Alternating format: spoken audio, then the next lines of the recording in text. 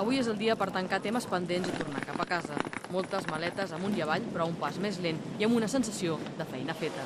Els assistents se'n van amb una bona opinió sobre l'organització del Congrés Mundial de Mòbils, malgrat les inicials amenaces de vaga dels transports públics i les manifestacions dels estudiants ahir a la tarda a la plaça Espanya.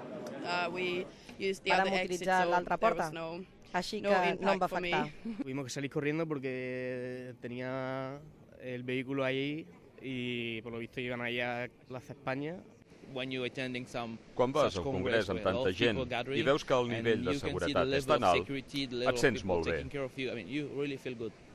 Aquest any Barcelona ha pogut lluir dies de sol durant tot el congrés, un valor afegit a l'hora de puntuar l'esdeveniment. Jo diria que entre un 7 i un 8. Un 7. Sí, està molt bé. Un 10, és increïble. Els que se'n van amb un bon gust de boca són la gent de Nokia, que celebraven així el premi al seu model 808 PureView com a millor aparell del 2012. Davant l'estant de la multinacional finlandesa, empreses més petites intentaven atreure l'atenció a boca de canó. I a l'estant d'Android, tot i ser el racó més ple aquest quart dia, es podien provar les aplicacions amb més calma.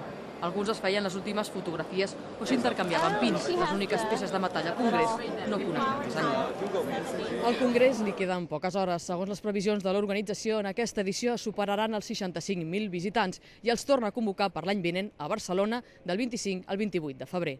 Agatha Estera, TV3, Barcelona.